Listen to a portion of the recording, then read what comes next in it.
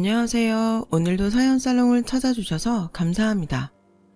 9살 아들을 키우는 40대 이혼한 여자입니다. 저는 어릴 때부터 글쓰기를 좋아했어요. 다른 아이들은 죄다 나가서 놀 때 저는 이상하게도 그런 건 하나도 재미가 없었고 책을 보거나 혼자 습작을 하는 것이 훨씬 재밌었어요. 그래서인지 어릴 때 저는 남들보다 글쓰기를 잘해 상장도 많이 받았고 부모님은 물론 선생님들도 저에게 항상 우리 주인은 커서 글 쓰는 사람이 되면 되겠다 라고 말씀하곤 하셨죠. 어린 마음에도 주변의 기대를 한몸에 받는 기분이 나쁘지 않았고 제 스스로도 저라면 잘할 수 있을 거란 자신감이 넘쳐 흘렀더랬죠. 저는 대학에 진학해 국문학을 전공했어요. 학교를 다니면서 매년 신춘문예에 작품을 냈고 그뿐만 아니라 여러 공모전에도 꾸준히 작품을 냈어요. 하지만 이상하게도 늘 자신만만해서 완성한 저의 작품은 당선을 비껴나갔어요. 주변에서는 저를 위로하기 위해서인지 천재가 아니고서야 어린 작가의 작품이 당선의 문턱을 넘긴 어렵지 않겠냐고 이야기하더라고요. 제 스스로 저를 너무 높이 평가해서일까요? 그 말이 하나도 위로가 되지 않았어요.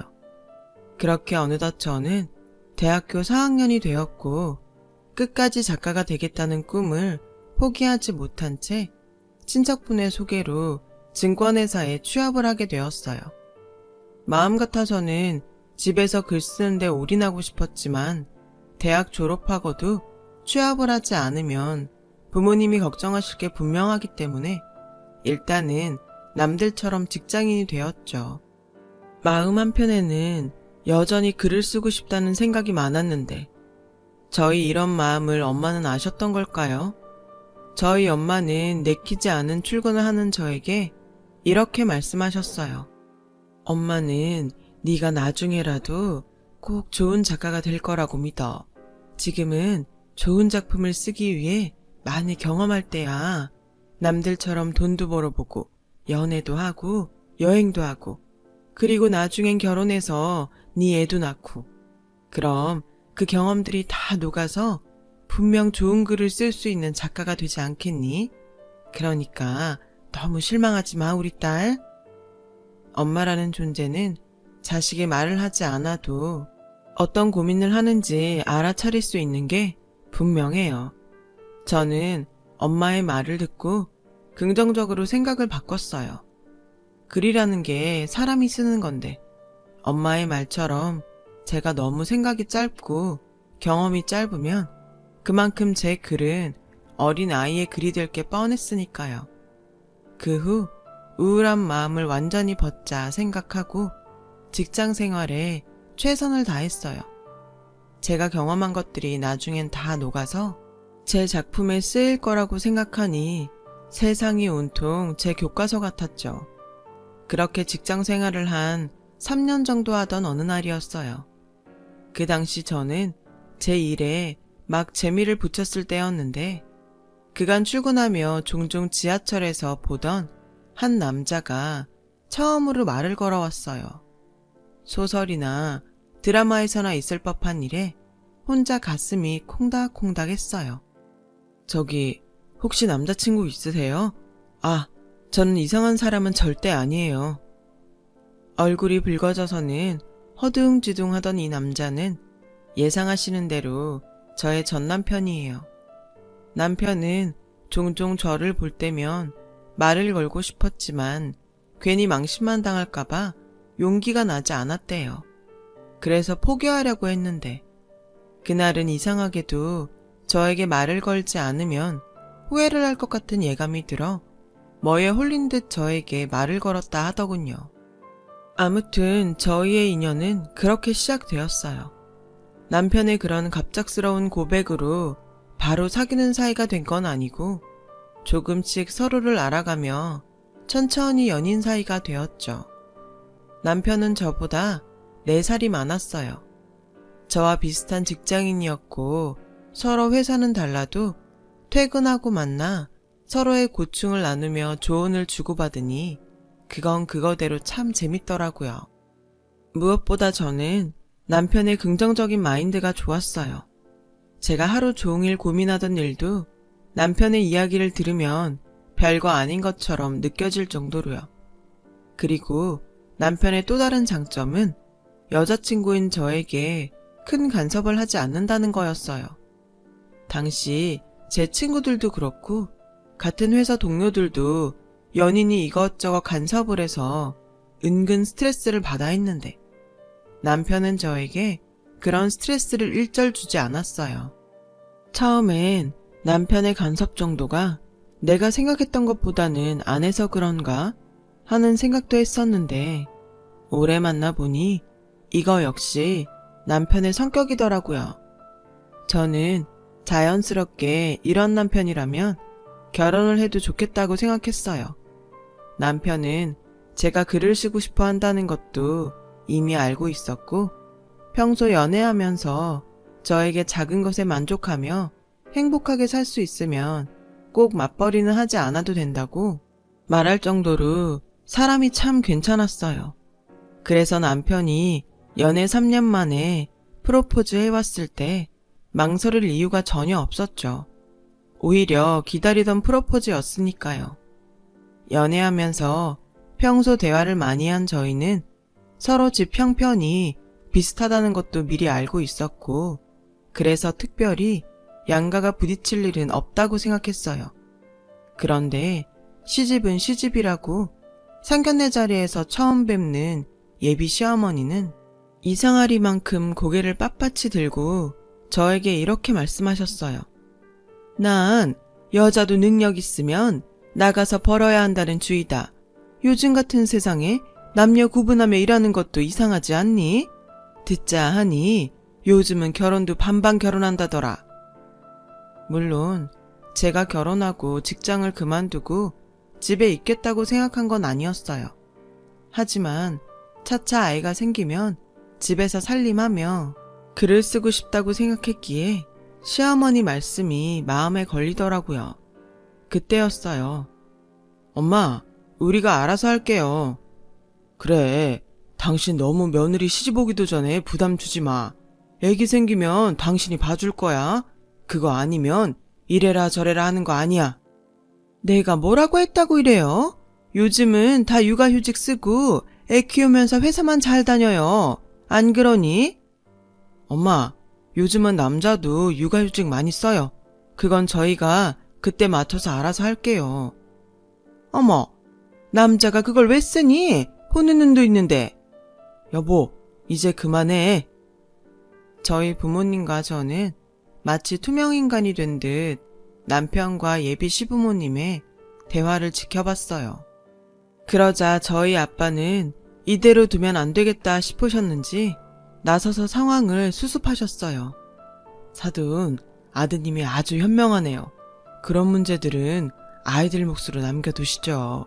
안사돈 말씀대로 요즘은 저희보다 애들이 더 잘하고 알아서 하더라고요. 오늘은 반가운 날이니 좋은 마음으로 식사하시죠.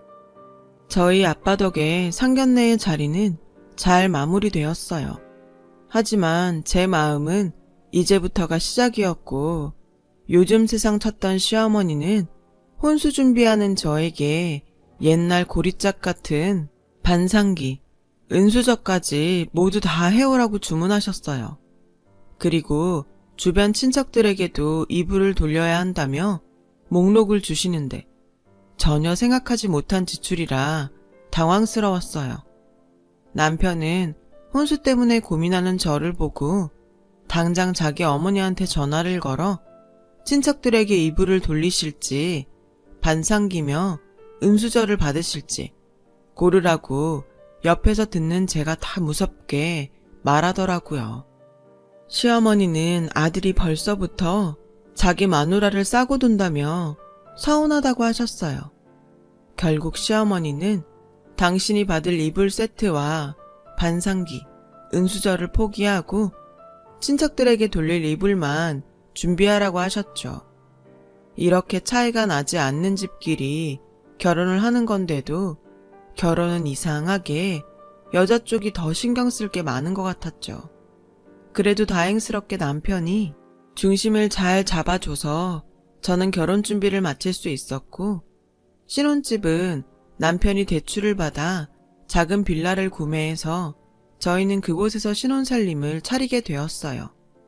그런데 사실 남편이 저희 신혼집으로 빌라를 계약할 때도 시댁에서는 조금 소란이 있었는지 나중에 신혼여행을 다녀와 인사를 드리러 가니 시어머니는 저를 붙잡고 처음 듣는 말을 쏟아내시기 시작했어요.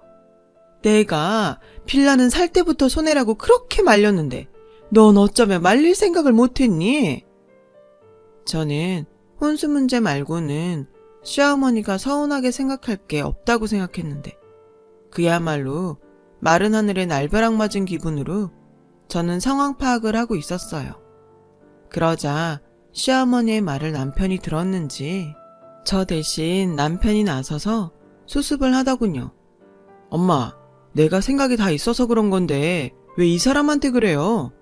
무슨 생각이 있어? 내가 좀 고생하더라도 아파트 청약 받아서 가라고 했지. 조건이 얼마나 좋은데? 덜컥 집을 사면 어떡해? 엄마, 아파트가 무슨 당첨되면 공짜로 주는 건 줄 알아요? 중도금이며 잔금이며 돈 엄청 들어요. 지금 이 빌라 대출도 저랑 와이프가 다 갚으면서 살아야 해요. 아니, 아파트야 사기만 하면 오를 텐데. 그리고 니들 둘이 벌잖아. 무슨 걱정이니? 그깟 대출금 둘이 벌어 갚으면 되지. 어허, 돈 하나 보태지 않았으면 조용히 해, 이 사람아. 지들이 좋다고 한 걸 왜 뒷북이야? 오히려 난 잘한 것 같다. 남의 집 살면서 이사하면 애는 언제 낳니? 잘했어. 이제 둘이 결혼도 했으니 차차 자손도 보고 니들 즐겁게 살아. 꼭 말을 저렇게 해서 나만 나쁜 시비 만들지. 에휴. 저는 시어머니 따라 한숨이 절로 나왔어요. 제대로 숨도 못 쉰다는 말이 이런 거더라고요. 저는 집에 돌아오는 길에 남편에게 왜 어머니 말대로 하지 않았는지 물어봤어요. 그러자 남편은 지금 우리 집은 내가 벌어서 혼자 대출금 갚아도 충분한데 엄마 말대로 아파트에 가면 나도 자기도 같이 벌어서 내야 하잖아. 당신 글 쓰고 싶다며 그냥 욕심만 내지 않으면 지금 우리 집도 충분히 넓고 좋다고 생각했어. 저는 남편의 말을 듣고 아까 시댁에서 답답했던 속이 시원하게 내려가는 것 같았어요. 그리고 내가 남자 하나는 정말 잘 골랐다 하는 생각이 절로 들면서 남편에게 너무 고마웠어요. 그 순간은 앞으로 평생 이 남자와 소박하고 작은 것에도 만족하며 살아야겠다고 다짐했죠. 그렇게 결혼하고 2년 정도 직장 생활을 더 했고 임신 후 출산에 임박해서 다니던 회사를 그만뒀어요. 그리고 정말 기가 막히게 제가 직장을 그만둔 이후 남편은 완전히 다른 사람처럼 변하기 시작하더라고요. 남편은 현실적으로 생각해 저희 수입이 줄어든 만큼 더 벌 수 있는 회사로 이직을 한다고 했어요. 그 말을 듣는데 어쩐지 좀 미안한 생각이 들었고 그래서 전 너무 무리하지 말고 내가 더 많이 줄일게 라고 말했는데 애도 태어났는데 여기서 더 줄일 게 어딨어. 괜찮아. 내가 더 벌 수 있어. 남편의 말에 고마워해야 하는데 저는 마음이 불편했어요. 그래서 회사 다녔을 때 경험을 바탕으로 안전한 주식에 투자를 조금씩 했어요. 공과금 정도 벌 수 있으면 좋겠다는 소박한 마음으로요. 그리고 악착같이 독서와 습작을 하고 작은 공모전이라도 참여하는 등 저는 저대로 제 수입 창출을 위해 노력하면서 살고 있었죠. 그런데 이직에 성공한 남편은 소박하게 작은 것에 만족하며 살자고 하더니 회사 사람들과 어울려 골프를 배운다며 그 비싼 골프 장비를 사들이지 뭐해요. 그리고 함께 밥 먹을 때면 은근히 동료 와이프 이야기를 하며 저와 비교하는 말을 하기 시작했어요. 우리 회사에 강 과장님 계시거든? 그 와이프가 학교 선생님인데 우리 부서에 이번한 승진한 김대리가 결혼하는데 와이프가 대기업 다닌대. 처음엔 대충 그러냐고 이야기하고 말았지만 횟수가 늘어나면서 제 자격지심인지 남편의 말이 불편하기 시작했어요. 그래서 한 번은 남편에게 나도 다시 회사 다닐까? 당신 혼자 버는 건 역시 좀 힘들지? 라고 말했고 남편은 됐어. 당신은 당신 좋아하는 글이나 써. 우리는 뭐 남들처럼 비싼 아파트에 사는 것도 아니고 애한테 비싼 사교육 시킬 것도 아니니까 나 혼자 벌어도 괜찮아. 라고 말하더라고요. 분명 남편의 말은 괜찮다 였는데 저는 은근 남편이 비아냥거리는 것 같아서 기분이 상했고 그 후 저희 부부는 조금 거리가 생기기 시작했어요. 그런데 어느 날부터 남편은 백화점에서 명품 가방이며 신발 그리고 옷들을 사오는 거예요. 차도 외제차로 바꿔야 한다며 한동안 혈안이 되어 있지 뭐예요. 그런 남편을 보고 불안한 마음이 덜컥 들었어요. 자기야, 요즘 무슨 스트레스 있어? 요즘 영 다른 사람 같아. 예전엔 몰랐는데 이젠 나도 나이가 있잖아. 사람들이 은근 보이는데 투자하는데 다 이유가 있더라. 요즘 밖에서 운전하면 국산차는 끼워주지도 않아. 나 오늘도 집에 오는데 안 끼워져서 얼마나 돌아왔는데. 남편의 그런 변화는 고스란히 카드값과 신규 대출로 저에게 다가왔고 이대로는 안 되겠다 싶어서 복직을 생각하며 당장 파트타임 아르바이트를 시작했어요. 남편은 어디 가서 푼돈 벌어오지 말고 집에서 글이나 쓰라고 하는데 이젠 그 말도 짜증이 나더라고요. 이게 다 당신이 안 하던 사치를 해서 그런 거잖아. 지금이라도 정신 차려.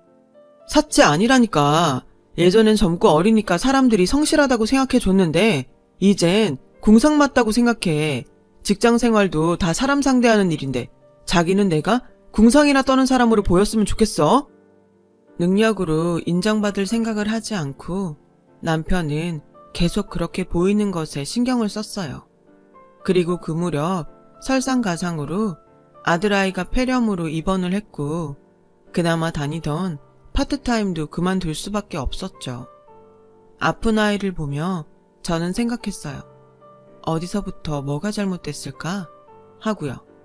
짙은 한숨으로 병실에 앉아있는데 옆에 저처럼 아이의 병간호를 하고 있는 어떤 아주머니가 저에게 힘드냐며 복도에 나가서 커피 한잔 하겠냐고 말을 걸어주셨어요. 딱 봐도 저보다 나이가 꽤 있어 보이는 아주머니의 호의에 저는 좋다고 병원 복도에 나갔고 그날 이상하게 한동안 아무에게도 하지 못했던 고민들을 꺼내놓았어요. 애기 엄마가 마음고생이 심하네. 내 말 잘 들어요. 부부라고 해도 모든 걸 같이 짊어질 필요는 없어요. 내 몫은 내 몫대로 챙기면서 남편도 자신의 행동에 책임질 수 있게 해요. 괜히 다 끌어안지 말고. 그 순간 정말 정신이 번쩍 났어요. 부부가 되고 한 아이의 부모가 되면서 저는 어쩌면 점점 제 자신보다 가족의 일원으로 살았던 게 아닐까 하는 생각이 들었어요. 그날이 있고부터 더욱 현실적인 고민을 하게 됐어요. 잘못된 길을 가는 남편만 믿다가는 같이 쪽박을 찰 것 같았거든요. 저희는 그간 소소하게 투자로 번 돈과 여러 작은 공모전에서 당선된 당선금을 모아 주식 투자를 시작했어요. 물론 아무것도 모르고 초보들이 호기심해하면 큰일이 날 일이지만 저는 직장 경험과 그 분야 지인들도 많아 조금씩 정보를 들을 수 있었고 제 스스로도 공부를 많이 했어요. 제 투자 종목은 효자 노릇을 톡톡히 해주었어요. 그렇게 불안했던 제 생활에 조금씩 숨통이 트이기 시작했고 그런 제 눈에 점점 심해지는 허영심과 남의 눈만 의식하는 남편이 한심해 보이더라고요. 이미 제 앞에 있는 남편은 제가 그토록 좋아했던 예전의 모습은 온데간데 없이 사라졌고 급기야 이런 말까지 저에게 하는 거예요. 영우 교육에 신경을 좀 써. 내년이면 유치원 가잖아. 내가 생각해봤는데 우리도 남들처럼 영어 유치원 보낼까? 영어 유치원? 거기 다닐 돈은 있어? 없어? 내가 그렇게 매달 벌어와 주는데 지금 돈이 없다는 거야? 집 대출금에 당신이 그렇게 좋아하는 외제차 대출금, 거기에 당신 카드값까지 우리 지금 겨우 먹고 사는 거야. 아이씨, 꼭 그렇게 조목조목 말해서 사람 기분을 잡쳐야겠어? 다른 와이프들은 남편 기 죽지 않게 하려고 친정에서 돈도 좀 가져오고 그런다는데 당신은 그 잘난 글만 쓰면서 여태 뭐 했냐? 돈도 안 되는. 제 꿈을 지지하는 줄 알았던 남편의 본심에 저는 숨이 턱하고 막히는 듯 했어요. 그리고 전에 병원에서 저에게 조언을 해준 아주머니의 말이 떠올랐죠. 저는 그 후 정말 보란듯이 성공하고 싶다는 생각으로 글쓰기도 꾸준히 했고 주식 투자도 슬슬 수익을 내기 시작했어요. 그리고 저는 예전처럼 작든 크든 공모전에 제 작품을 냈고 그렇게 작지만 몇몇 군데에서 당선이 돼서 상금도 받고 주식 투자로 꽤 돈도 벌기 시작했어요. 그 결과 조금씩 제 통장엔 잔고가 불어났죠. 밥을 먹지 않아도 배가 부른 느낌이란 이런 걸까요? 살면서 돈에 크게 연연하지 않고 살았는데 돈이라는 것이 제 불안을 잠재워주고 앞으로를 꿈꿀 수 있게 해준다는 걸 저는 그때 알았어요. 돈이 이런다는 걸 진즉에 알았다면 더 돈에 집착하며 살았을 거예요. 그렇게 아이는 어느덧 유치원에 입학했어요.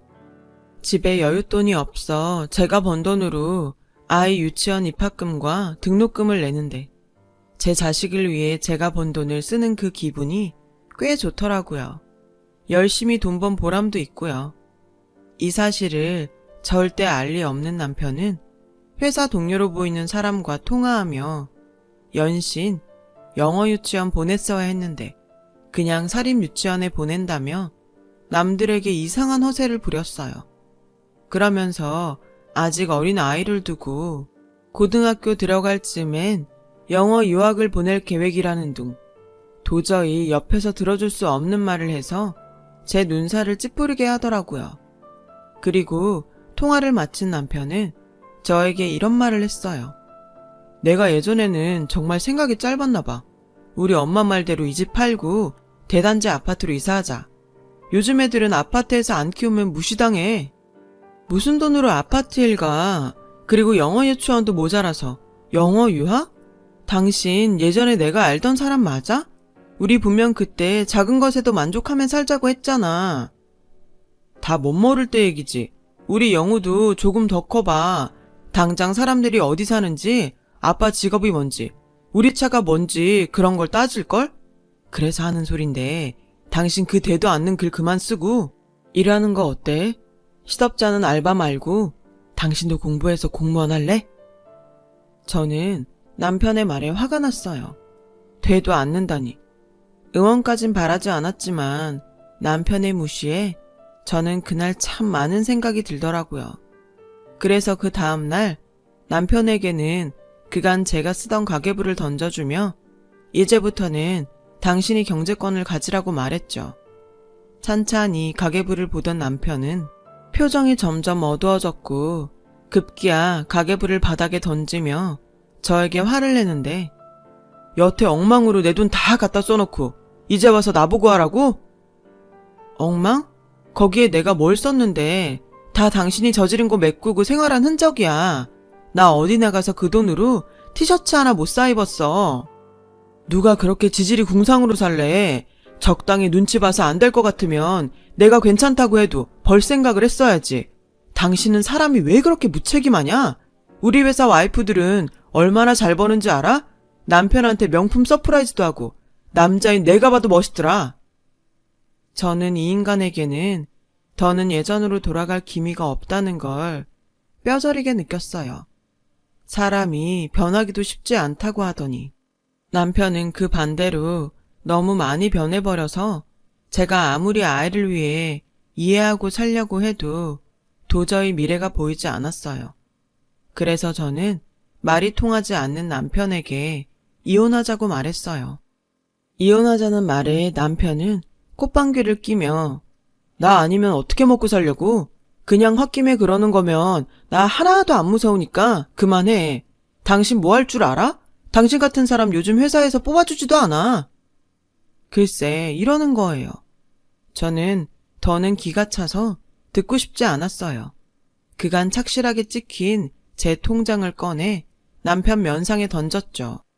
사실 그간 공부도 하고 정보도 얻어 종잣돈 1,000만 원으로 얼마 전 목표하던 1억을 달성했거든요. 이렇게 말하면 참 쉬워 보이지만 저는 정말 죽기 살기로 했어요. 공부도 많이 하고 지인들한테 물어보기도 많이 물어보고 제 나름의 큰 돈이 들어갔기에 여간 신경을 쓴 게 아니었죠. 남편은 여전히 저를 무시하는 얼굴로 제 통장을 봤어요. 그리고 점점 표정이 굳어가는데 입으로 1, 10, 100, 1,000만, 10만, 100만, 1,000만 까지 센 남편은 방금 전과 완전히 달라진 태도로 저에게 말했어요. 당신 이게 다 뭐야? 1억? 내가 내 힘으로 번 돈이야. 그런데 왜 이 돈은 가계부에 없어? 아까 말했잖아. 그 돈으로는 내 티셔츠 한 장 안 사 입었다고. 그 가계부 잘 봐. 우리 영우 유치원 입학금도 내 돈으로 냈어. 당신 월급은 당신의 허영심 채우는데도 간당간당한 지 이미 오래야. 아니, 네 거 내 거가 어딨어? 부부는 공동체인데. 그리고 여기에 내 돈도 들어간 거 아니야? 공동체? 그리고 당신 돈을 여기에 넣고 싶어도 남는 게 없어서 넣을 수도 없었어. 아까 당신이 말했지? 당신 아니어도 나 잘 먹고 잘 살 수 있으니까 이제 사람 그만 무시하고 이혼해. 아니, 아까는 내가 홧김에 그런 거지. 그리고 당신은 혼자 이렇게 벌면서 이걸 혼자 쓰려고 했어? 홧김? 혼자? 방금까지 네가 한 말을 생각해. 누가 그러더라? 너도 네 행동에 책임을 지게 해야 한다고. 여태 네가 싼 똥 내가 치우면서 나 많이 힘들었거든? 그래도 언젠가는 예전 그대로 돌아오겠지 생각했는데 너는 점점 더 똥밭으로 구르더라. 나까지 그 똥밭에 구르고 싶지 않으니까 이젠 헤어져. 저는 남편에게 그렇게 말하고 아이를 데리고 짐을 챙겼어요. 남편은 저의 옷자락을 잡아 끌며 잘못했다고 다시 예전처럼 돌아가겠다고 되지도 않는 약속을 했지만 저는 알 수 있었어요.